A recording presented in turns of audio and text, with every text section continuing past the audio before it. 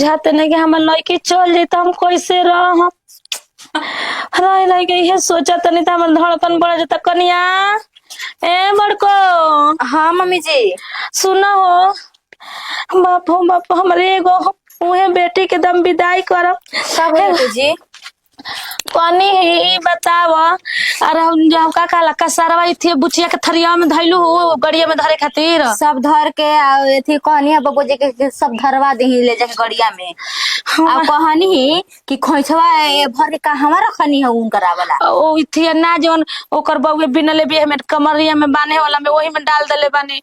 वो छोटकी के देनी समझा दे के ले जाके अपना सास के दे दी है। ई ना कि पागल जैसा एने ओने फेंका जाई। पागल हो सास के उदिहल जला हो। ननद आवेली सन कमर में रहेला ननद ऐसा तो खोलिया सन। खोइछवा हाँ बार खोलाई में कनी उहे सोचा तनी बार खोलैया में ओकरा के छुछियावा डाल दी आ पैसा डाल दी ओकरा जुड़ावा में डाले के पड़ी ना। हमरे ये कने में हम दिमाग काम नहीं के कर जान जाई। अब कहां गई नी बुची जी? इन करो बुझात नहीं के हां तनी तैयार कर दी। ओ तैयार बसन बरतिया बेटवन में लागल बिया। बेटवन में हेने मजा करते होने ओकरा देवरा के मार रंग देले बिया इतिले किरकिरी ले जान जाई। हां त हुआ सब रंग दे बस तुरंत ही स्थिरा जाई हन। सियान लड़का से लागे के ना चाहिए कुंवार बार लड़की के। सियान लड़की बिया कुंवार बिया आ लागत या अगर कुछ ऊंच नीच क दिए सन देखियन जे यही पे ने बोले लागल सन। बड़को बोले लगी काहे ओकर बाबू बोले लगी हां ना बोलिया ना जी।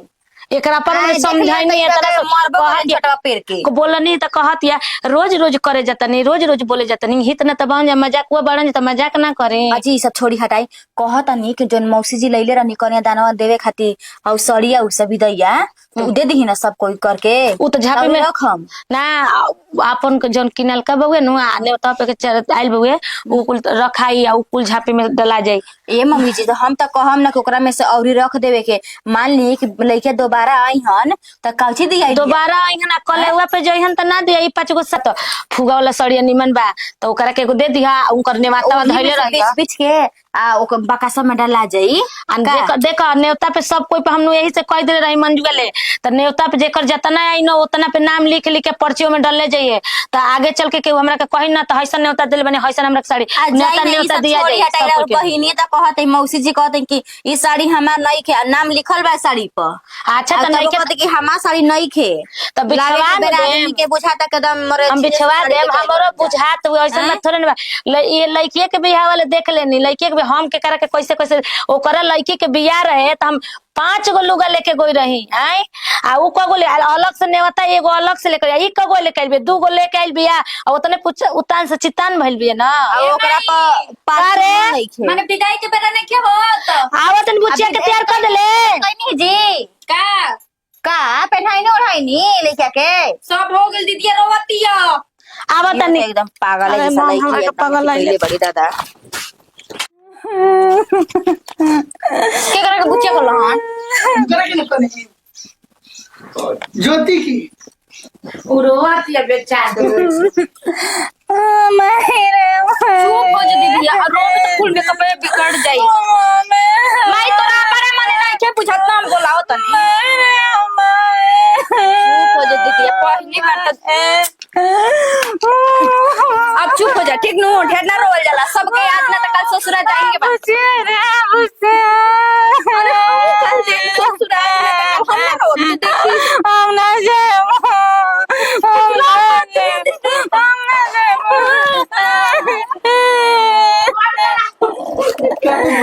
जीजा तो खूब सुंदर बाड़ा ने पातरे चितर बन तू चाबे ना त कोरा में गब देर बोला ले चुप रह पहले मेकअप कर हमार मेकअप पधा धइल बड़ी ला त जाते जाते सुहागरात मना ली हन ढेर न बोल जल त ना ढेर बोलत नहीं ला त मनइबे ना करे न त बात हमारा त न तीत लागता।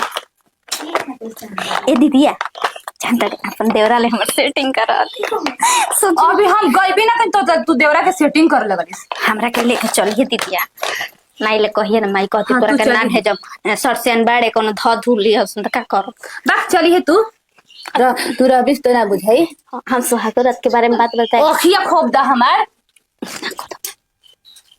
जानता दीदी माई आवत न तो ओकरा के पटिया लिए भौजी तो ऐसे ही बदमाश हड़ी ओकरा के तो देख लेना चाहिए। कैसे बोलत है भौजी करी मेरे मैं तोरा गोइला के बाद देखिए कैसे हुकूमत चलई हन। ठीक करी हन अजी तू तो बहुत बड़ हो गई। देखा बाजी मेकअप बढ़िया कइले बनी ना, देखा तो दीदी के। हां लगा तनी दीदी अब बुची जी जय है ना सुनी अपन ससुरा जाइम ना तो केहू कुछ बोली लेकिन बस मुड़ी में हाँ मिला दे हम ठीक बा। ठीक बा ई मत कि पटर पटर जवाब मत दे हम ससुरा में ना नियो के रहे के पड़ेला जैसे भौजी माई के आगो न के रहेली देखी ना ना जवाब देवेली। कत ना बोलतिया है भौजी धा दा मिया अब बुची बोली बोली बढ़िया से रहम ठीक ना ठीक बाटे है बढ़िया से रहिए लेकिन जीजा के कोरा में तो बढ़िया चलो ए आगल को ना भूली जी ई का कहता जी का तो कोई भी ना दवा खरीद दिया फिर मैं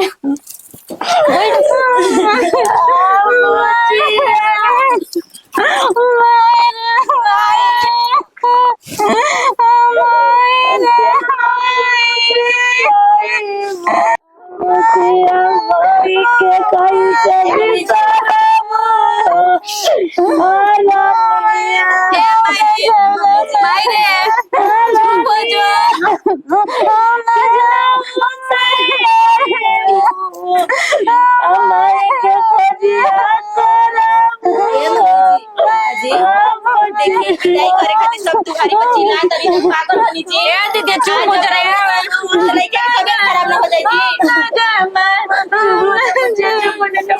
दीदी चुप हो जा मुझे जीजा बाबा ना चलो चुप हो जा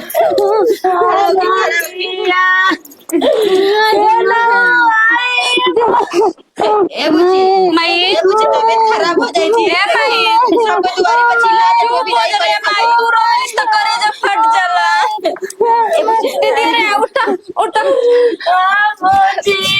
है जा बैठ रोजी उठ पहले दीदी चुप होता देखी ये माई सब बच्ची आई तबीयत खराब हो जाई दीदी चुप हो जा ए बुची माई रे चुप हो जा माई देखी बुची बिसरावत नहीं की ए भौजी लेकिन विदाई के समय होता हो लेके चला अपन भाई के छोड़ के आई बनी अरे दुनिया के ये बुची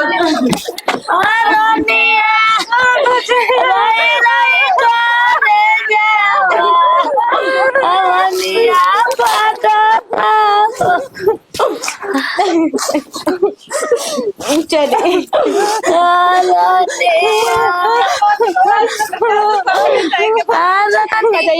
पूछे थी अपन माई के हमने के छोड़ के आइला रे शौक के तो एक ए महाराज जल्दी जल्दी करी जा देरी होता एगो ही साटा नहीं न अगली जगह हमारा जाए के बा। रुको भाई तार साटा का पड़ल बा हमारा अपने लेट होता टे विदाई अभी तक लेना भाई तो हम एगो साटा के भरोसा बैठल रही न ले कहाँ बनी जा महाराज विदा करी जा हमार कनिया के मन खराब हो गई भाई कहाँ बनी जा जी अरे साले काजी रे। विदा करी जाई नो दीदिया कहाँ जाइल बनी रोवा लेके कल सोचता नहीं जाके के मंडल में बैठी अरे टाइम हो गइल बा कौन ची के सुहाग रात के हाय देखा बिया से पहले ही काका बतिया काजी जीजा जी ड्राइवर जीजा क्या हाल बा हाल तो ठीक है बा महाराज देरी होता तनी जल्दी चली जा। जतना इनकरा पर ध्यान देते तनी उनियो ध्यान दी हम तो रोड पे ध्यान दिल बनी दीदी वाला कहे बियाह कर लेनी हम सोचत नहीं हमारे लिए कर लेल रह अरे हाँ तो सोचता ले बिया कर ले हाथ का खुजला तनी अब एगो लड्डू भेटा गल त दोनों लड्डू पकड़ाम जाई बोलाई इनकरा पर का ध्यान देले बनी रहुआ उनकरा पर ध्यान देतनी कि रवा पर ध्यान देतनी उ तो खुद टुकु टुकु ताकत जैसे ला तो पहली बार दाइल बड़न बिहार में पसंद बिया का ले ले हाँ राउर दीदी उनकरा पसंद भी है ए माई हम जाता नहीं लेके आवत ठीक बा ठीक बैठी ले चल जाओ तू हमार सोनिए पर ध्यान दे ना तब में हेलो तो का ध्यान देते अरे एगो के संगे एगो फ्री रही चली जा। हां ठीक बा दोनों के ले चलो दोनों के एगो तो हमारे गल हमार सोनिए के तू फंसा ना एगो के हम ले ले जाए अपना घर। ठीक बा आवे दे रास्ते भर में काम हो जाई। ठीक बा ठीक बा ठीक बा। उनियो यार पगले ले यसन कबे ले के अभी तक ले इली सन बताओ तो शादी ब्याह में आता ना लेट होला। महाराज तनी जल्दी चली जा। रात भर मावन चुमावन तो हई तो हौ।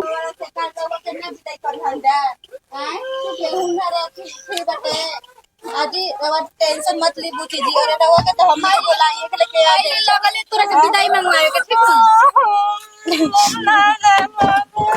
और योने चली जी आई रवा काम के छोड़ जा रवा को बहुत जल्दी के बुलाए जा बहुत जल्दी बुलाए जा अब मत रो दे दिया सबके तो रोवा पाहुन तनी खींची त दीजिए जी आई आई हमारे हाथ में छोड़ी पाहुन पैरा बाहर करो। ए जीजा जी हमर दीदी बड़ी सुकवारी है कर ख्याल रखम ठीक नो रवो चलम का साली। गरमा चल कोई रोई पाहुन जी माफ कर दे हम जी के अरे अरे कौन बात मत पाहुन जी ठीक है। दीदी हम बहुत आदत से बन कर जाए नहीं माना करो दियो कन्या के संभारिए भौजी अकेले बाड़ी जो सब कोई आई चल ए महाराज चुप ना रहो। छोट बहन है रवा के साथे कहां जाई बेटा बंद करी जा जल्दी। आजकल के जुग जमाना जाता बंद कर बंद कर ख्याल रखिए दीदी ठीक बा तनी मनी दीदी ले कुछ गलती हो जे नो अभी मतलब माफ कर दे ठीक बा साली समझाइन ठीक जा बा। रवो चलम का का घटिया नियन बन्हा पेन्हा कर वो बतिया तनी जीजा जी अब बस करा अपन घर ही जाता रो। ड्राइवर जीजा ठीक बा चल बंद कर शीशा बंद कर। आओ ना बैठ जाओ तो खाली जगह। चल ससुरा भरवा करते हैं।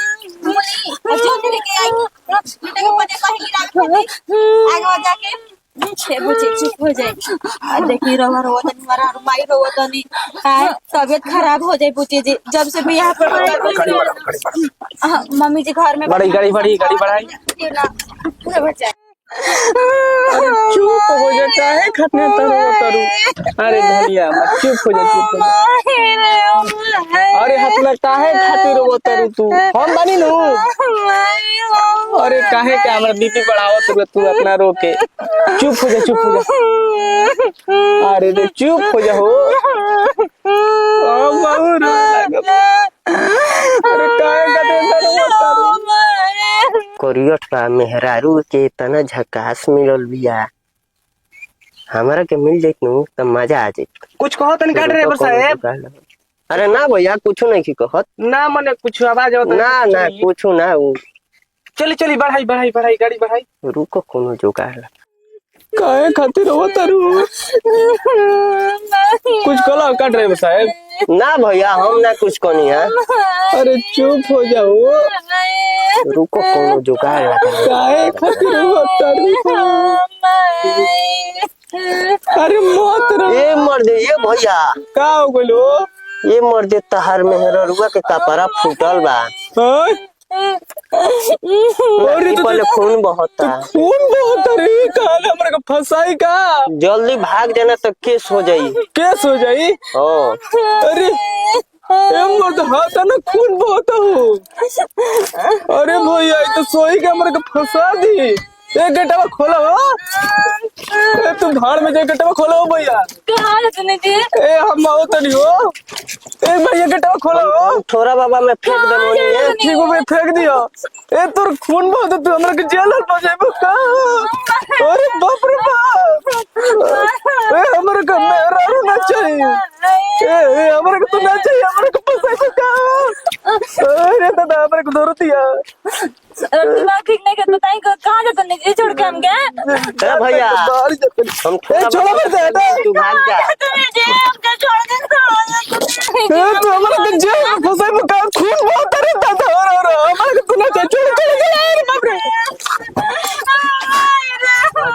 ए कार वो तू हम बानी ना चलो ले चल तनी अपना घरे चलो